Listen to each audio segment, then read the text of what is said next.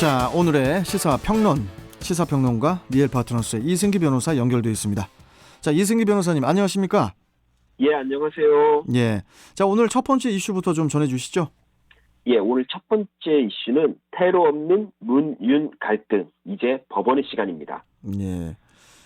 문재인 대통령이 지난 16일 윤 총장에 대한 정직 2개월의 징계를 재가를 했는데, 그러니까 이제 이건 사실상 불신임 의사를 분명히 한 걸로 볼 수 있지 않나, 이런 생각이 좀 드는데 어떻게 보십니까?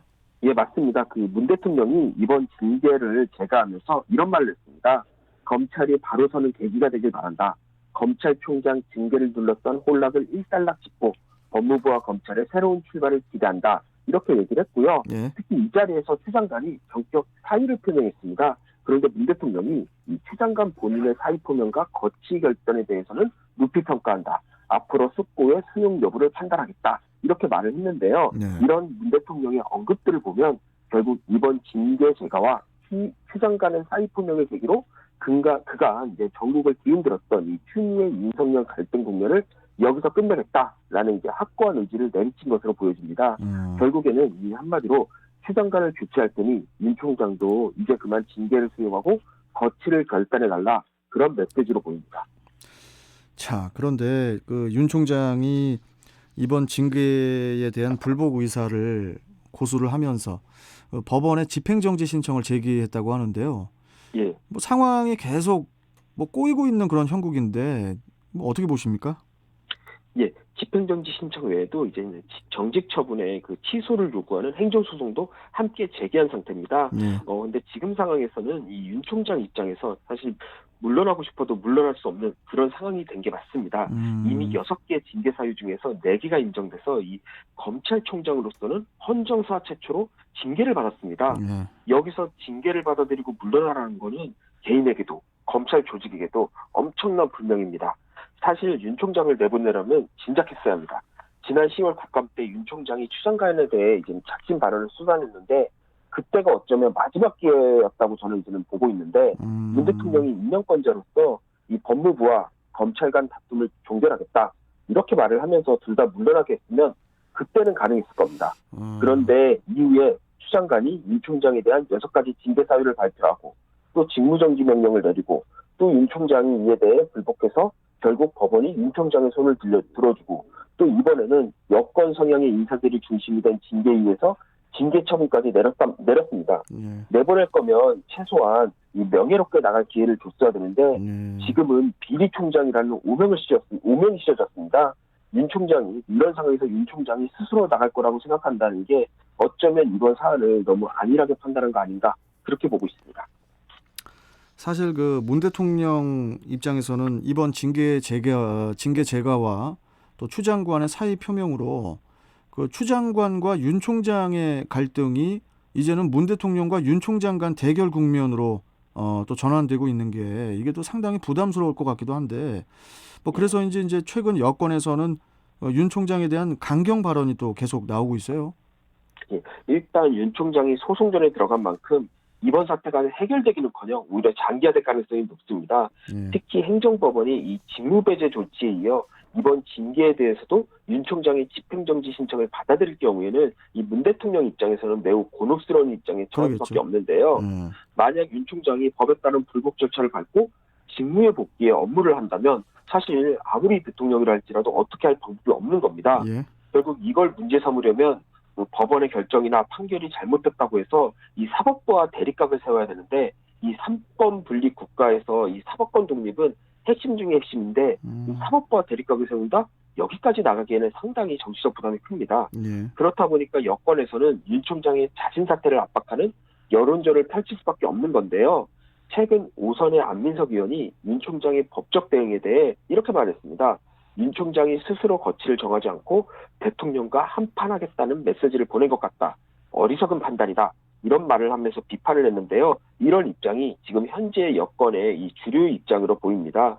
결국 이번 사태는 윤 총장의 집행정지 신청을 법원이 받아주냐 마냐에 따라 일단 처음 이제는 일단락이 날 것, 어느 정도 이제는 갈릴 걸로 보이는데요. 다음 주쯤 그 결과가 나올 걸로 보입니다. 또다시 법원의 시간이 시작됐으니까 좀 지켜보면 될 것으로 보입니다. 좀 계속 또 지켜봐야 되는 상황인가 봐요. 예. 아이고 참. 자, 다음 이슈 전해주시죠. 예, 다음 이슈는 전기요금 개편안 확정, 우리 집 전기료는입니다. 그 최근 정부와 한국전력공사가 그 전기요금 개편안을 확정을 했는데 그 내년 그 1월부터 시행될 예정이라고 해요. 예. 이번 개편안 간단히 좀 설명 좀 해주십시오. 이번 전기요금 개편안의 핵심은 이 수입되는 연료, 즉 유가의 가격 변동과 또 친환경 정책 관련 비용을 전기료에 반영하겠다는 겁니다. 특히 전기요금에 가장 큰 영향을 줄 것으로 보이는 게 바로 전기요금 원가 연동제인데요. 전기를 생산하는 데 드는 비용, 그러니까 전기 원가에 전기요금을 연동시키겠다는 겁니다. 예. 그런데 전기 원가에 가장 큰 영향을 미치는 게 바로 유가입니다. 그러겠죠. 그렇다 보니까 앞으로는 이 유가의 변동폭에 따라 전기요금도 함께 변동될 것으로 그렇게 보고 있습니다. 그리고 전기요금에 비례해서 또 탈석탄 비용, 이런 탈석탄 비용인데 1kW당 0.3원을 더 부과하고요. 또 전기요금에 포함되어 있던 신재생 확대 비용과 온실가스 감축 비용도 이제는 기후환경 요금이라는 이제 별도 항목을 만들어서 이제 이거를 다시 별도로 표시하기로 그렇게 결정했습니다. 일단 뭐 개편에 따른 요금 인상 가능성은 없습니까? 만약 유가가 급격히 오르거나 탈원전과 같은 친환경 정책에 따라 전기료 부담이 늘어날 수는 있습니다.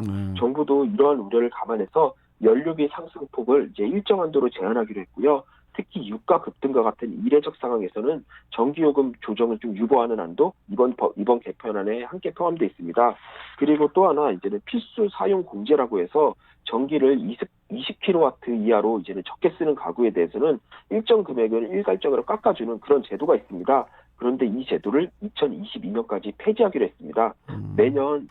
매월 평균 991만 가구에 대해서 월 4,000원을 일괄 할인해주고 있었는데 이 제도가 폐지되면 또 그만큼 전기료 부담이 늘어날 것으로 보입니다. 그렇다 보니까 이제 전문가들에 따르면은 최근에는 이제 좀 유가가 좀 저유가 흐름입니다.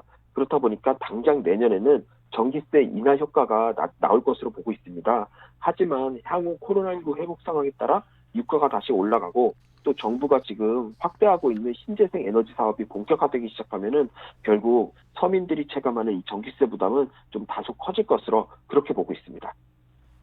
세금이 또 오르네요. 나중에. 예, 좀 장기적으로 보면 좀 그럴 확률이 높습니다. 월급이 올라야 되는데 어떻게 세금만 계속 오르니 이거. 자, 마지막 이슈 전해주시죠. 예, 마지막 이슈는 오거돈, 또 다른 추행 의혹입니다. 지난 4월 그 직원 성추행을 인정하고 사퇴한 그 오거돈 전 부산시장에 대한 그 영장실질심사가 오늘 오전에 있을 예정인데 이번에 그 검찰이 또 구속영장을 청구한 이유가 뭡니까? 예, 지난 4월 성추행 건에 대해서는 이미 영장이 기각이 됐습니다. 그리고 그 건에 대해서는 오거돈 전 시장도 인정을 하고 있고요. 그런데 이번 구속영장은 또 다른 시청 직원을 성추행했다는 그런 혐의에 대한 겁니다. 이미 검찰이 관련 녹취록까지 확보한 것으로 알려졌고요. 그리고 또 추가된 혐의로 무고가 있는데 한 보수 성향 유튜브 채널에서 오 전 시장의 이 또 다른 성추행 의혹 사건에 대해서 문제를 제기했습니다. 그런데 오 전 시장이 해당 유튜브 진행자들을 명예훼손 혐의로 고소한 그런 사건이 있었는데요. 그런데 지금 보니 이제 성추행 사실이 실체가 있다는 게 어느 정도 밝혀지고 있습니다. 예. 만약에 영장이 나온다면 더더욱 그렇고요. 결국 오 전 시장이 자신의 범죄 사실을 숨기고다 허위 고소를 한 게 돼버리니까 검찰이 보기에는 또 이것도 무고에 해당이 된다는 겁니다. 그 오 전 시장의 입장은 어떻습니까 지금? 일단 이번에 새로 혐의가 나온 이제는 성추행에 대해서는 이를 부인하는 것으로 알려져 있습니다. 기본적으로 구속영장은 뭐 범죄가 중대하거나 증거인멸이나 도주의 우려가 있을 때 발부되는데 이제 부산시장까지 지낸 이제 오 전 시장이 도주할 가능성은 없고 결국 범죄의 중대성이나 뭐 증거인멸의 우려가 주요 이제는 판단 포인트가 될 것으로 보입니다. 특히 지난 4월 이제 성추행 사건에서 오 전 시장 측이 영장실질심사에서 혐의 자체를 인정하면서도 이런 말을 했습니다. 이중적인 자아 형태에서 비롯된 인지 부조하다라는 좀 황당한 주장을 했는데 제가 이 부분을 이제는 심리 전문가한테 물어봤습니다. 그러니까 그 심리 전문가 이게 무슨 말이냐라고 하니까 이게 두 가지 자아가 있다는 겁니다. 아, 그래요? 그 부산시장이자 정상인으로서의 오거돈과 추행을 저지른 오거돈이 별도로 존재하는데 그 사건에는 이제 후자의 오거돈이 나타난 거다. 이렇게 말을 했다는 겁니다. 그래서 참 이런 주장을 굳이 재판에서 하는 게 도움이 될지 또 이 주장을 두고 지난 4월 성추행건의 이 피해자는 대단히 이 건에 대해서 2차 피해다라고 이제는 입장까지 발표한 상황입니다. 네. 아니 어떻게 심리 상담가를 어떻게 하셨어요 또? 뭐 의뢰인 중에도 있고 친한 분도 있는데 그랬어요? 참 이런 주장을 하는 게 과연 자신의 잘못 인정하면서 굳이 이런 주장을 덧붙이는 게 의미가 있을까? 그냥 죄송합니다. 다시는 안 그러겠습니다. 이게 낫지 않나 그런 생각이 들어서 한번 확인해봤습니다. 이게 근데 무슨 의미인지. 이 문장이 이중적인 자아 형태에서 비롯된 인지 부조화. 되게 예. 뭔가 좀 있어 보이지 않나요, 이 문장이? 예, 있어 보이는데 결론은 변명 취지로 저는 보이더라고요. 아이고 참. 아유, 알겠습니다. 자, 오늘 말씀 여기까지 듣겠습니다. 고맙습니다. 예, 감사합니다. 네. 자, 시사평론가 리얼파트너스의 이승기 변호사와 함께 했습니다.